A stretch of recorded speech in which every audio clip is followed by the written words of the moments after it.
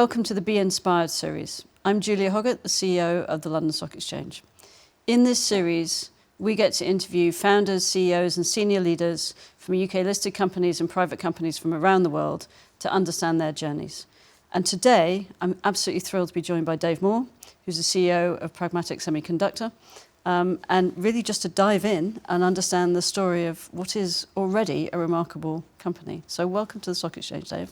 It's great to have you here. Thank you, Julia. It's a real pleasure to be with you today. So let's start actually with what Pragmatic does.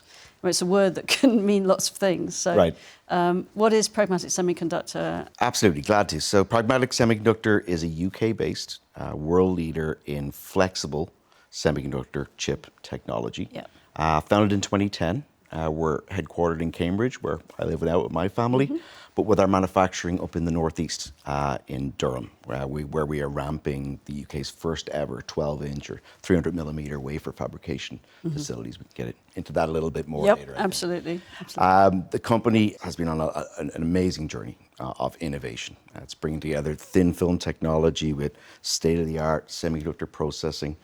And what we do, we develop and manufacture flexible, ultra-thin, low-cost and ultra-low carbon, very sustainable semiconductor technology. And that allows us to take that as chips and embed it in virtually any physical object on the planet. This is something that came out of Cambridge University as well, I think, or certainly the Cambridge ecosystem. Is that right? The company was headquartered very quickly after it was founded in 2010 in Cambridge. The initial technology came out of some work in the University of Manchester and some other places. Right. But essentially the company has been on an amazing journey of innovating the technology, proof points on what is very disruptive in terms of the use cases it services, but also in terms of how it's sustainably manufactured. And now really looking at scaling up production to service global customer demand right from here in the UK.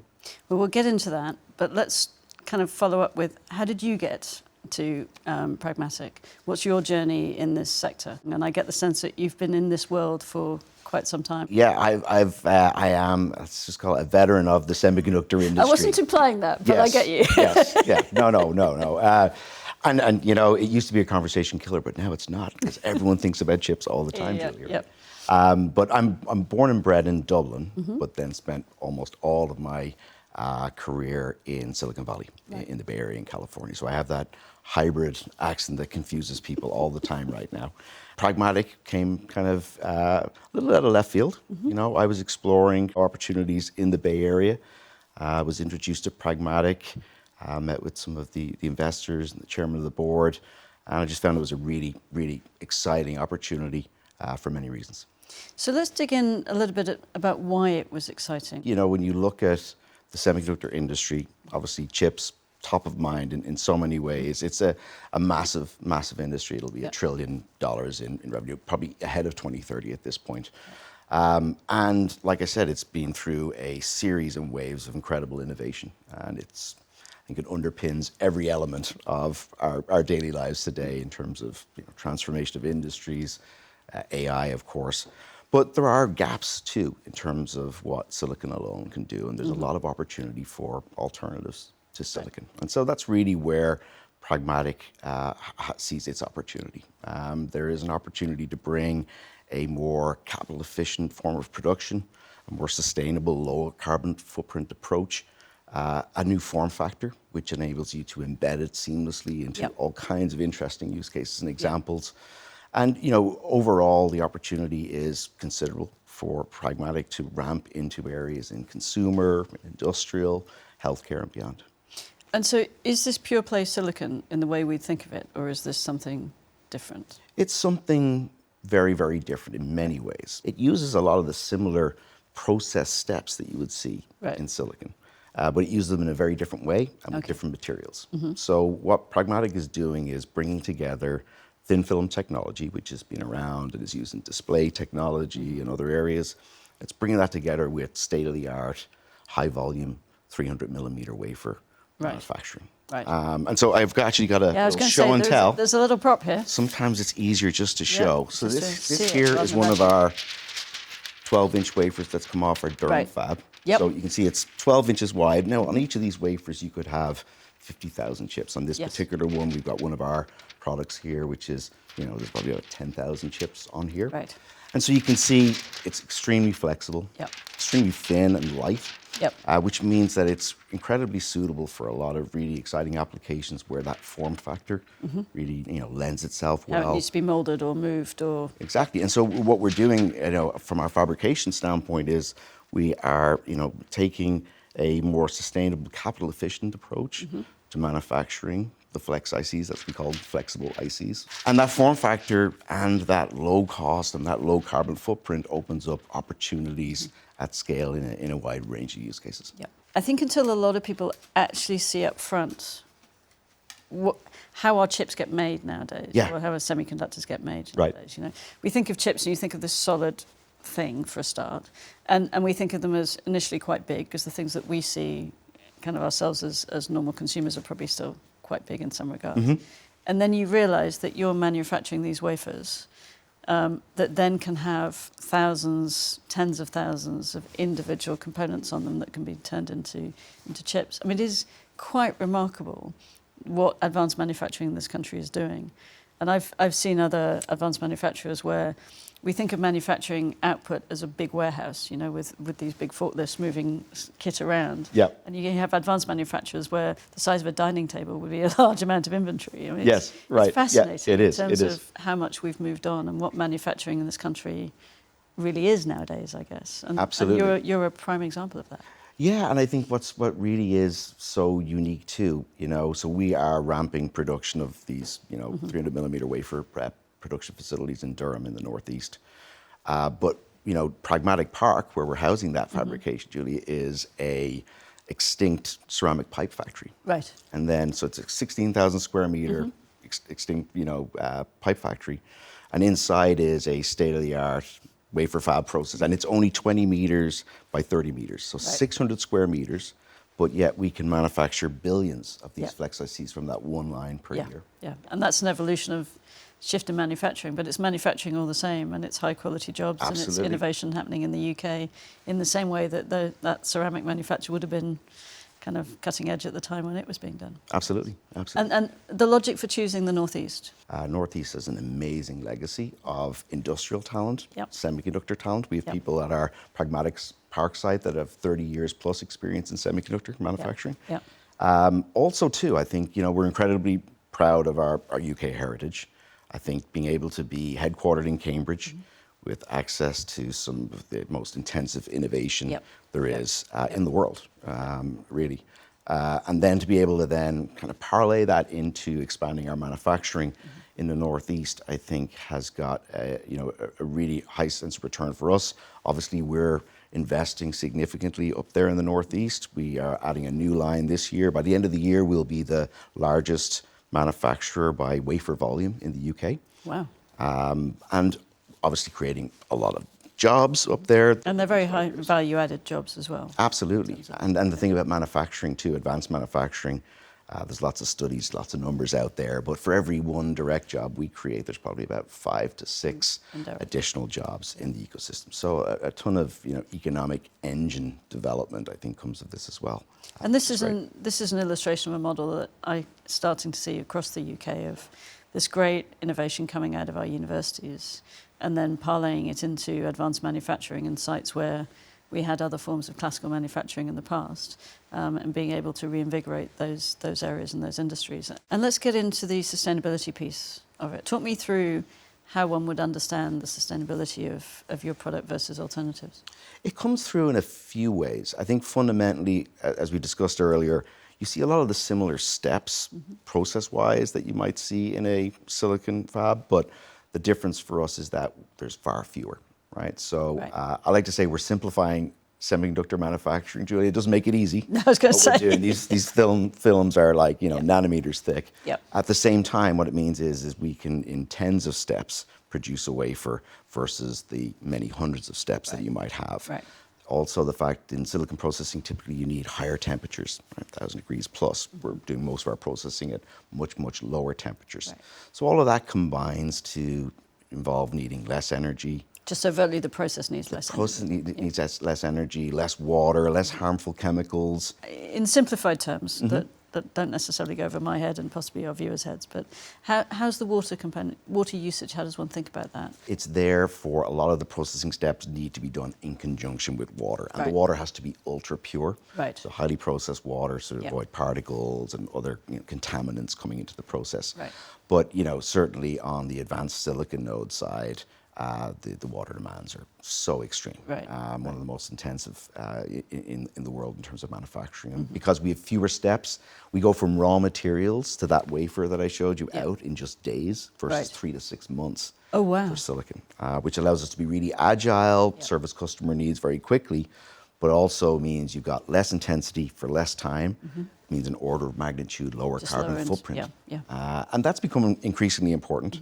At a sustainability level too, there's our manufacturing being more sustainable, but there's also the kind of the solutions that we can enable with the technology. Yeah. And so a big focus in bringing through smarter packaging for reuse, for example. Being able to apply that to smart labels in apparel, cosmetics, food and beverage, food freshness detection. So I think 30% of food being wasted is something that we can have a really big impact too. So there's the fact that we're inherently more sustainable from the ground up, which is unique. But also too, I think for us, what's most exciting is, our vision is to empower innovation, but for a sustainable future. And I think that's really important too. And let's get into the use cases, but there's this intersection between sustainability and use case that I hadn't really kind of worked through in my mind before, which is the more efficient you can make the manufacturing process, the swifter you can make it, the more you can put something which feels like a very expensive, high-value product into things that might seem more liminal, I guess, in a sense, or things that you don't use as often or as permanently, but to do much more value-added things without having a greater carbon footprint than you would have done otherwise. So you just open up a use case set that we haven't had before. That is exactly it. And then the piece of that too is to think of going from billions of physical items to hundreds of billions to even trillions of items. On one hand, the economics need to work. The form factor is helpful when you picture it embedding it into various goods seamlessly and robustly. Well, you were talking about clothing, and I was just thinking, I mean, my daughter is infinitely more focused on, she may buy something, but then she wants to put it on a website and sell it, but she equally wants to know that the thing that she's buying on the reverse is exactly the thing she thought it was. Exactly. And I guess you could trace it from the original manufacturer all the way through to the people who'd had it and the confirmation that it was in fact that item all the way through. Absolutely. The track and trace across the supply chain so you can know where the materials came from that actually made the article of clothing. I think for the reuse secondary markets, those things need authentication. So you need to be able to identify counterfeits. And so being able to do that with the tap of a phone across the entire life cycle of the article is the key. I think when you go beyond that into even just packaging and waste reduction in packaging, having consumers be able to engage and understand how they can reuse packaging, recycle it, and track and trace that across the supply chain, incredibly important too. And you've got the recycle and the sustainability component, but you've also got the flexibility component. Right. Can you talk us through that in a bit? How does one envisage it if you're thinking, I mean, we've seen the movement of that wafer, but can you bring it to life in sort of practical terms? Absolutely. And in the most simplest examples, we're talking about something that's so ultra thin, you can embed it very seamlessly. So when you think about those smart labels, that smart packaging, being able to embed it seamlessly is incredibly important. I think in healthcare, there are a lot of applications around just wearable health monitors for well-being. So the technology is great for connecting, but it's also great for sensing, right? So temperature sensing, humidity sensing. But there's some things you just can't do with a rigid, hard chip. So picture wearables, where basically you need to be able to flex into very constrained spaces. AR, VR glasses, where you've got that really tight space, you need to bend around the arm of the glasses. Those are areas where the technology is simply just unique, right? There's no one else today able to do the kind of analog digital processing we can do in a flexible technology like Pragmatics. Now, if we talk about the runway and the roadmap, it would be remiss of me as we're sitting in the London Stock Exchange not to talk about the financing piece of all of this. And I think you kind of give the lie to the challenge that it's hard for British business to find financing and backing from the UK, because I think that's exactly what you've you've had. How would you talk about your journey and a bit about where you think you want to go next over the next period of time? It feels to me like the kind of sky's the limit, really, so it feels very exciting. The opportunity is certainly massive in terms of the market opportunity, and it's in many cases it's there for the taking, right? Yeah, certainly our Series D fundraise that we announced end of 23, that was the largest ever European venture capital raise for semiconductors. So we were thrilled with that, which in what was a challenging environment. We were very encouraged by the fact too that over 70% of the funding was from UK sources. Which is great. Yeah, fantastic, and great for the company. I think great for the UK as well. We had M&G and UK Infrastructure Bank, who are now the National Wealth Fund, co-lead the round, but we had a significant follower and new investor interest both from the UK and abroad. The opportunity we've talked about, you know, semiconductors are a huge opportunity. They've never been more strategic too. So our ability to, I mentioned the fact that our manufacturing is really, you know, compact in terms of the fabs. Are just 600 square meters. They need less intensive resources. The other thing about that is that it's inherently localizable. And so certainly our investors looked at the opportunity to bring a very disruptive approach, very capital efficient. But also to create, in a sense, semiconductor security in a range of places around the world as a consequence of that ability to modularize the production. Absolutely. I mean, we've seen obviously, first of all, we saw supply chain challenges and imbalances in COVID that impacted all of us in our daily lives. I think obviously the geopolitical tensions that it led to various CHIPS Acts in the US and the EU and Japan to invest in domestic sources of supply. And then, of course, recently with the trade tensions and tariffs, all of this is driving an opportunity and demand for new sources of supply.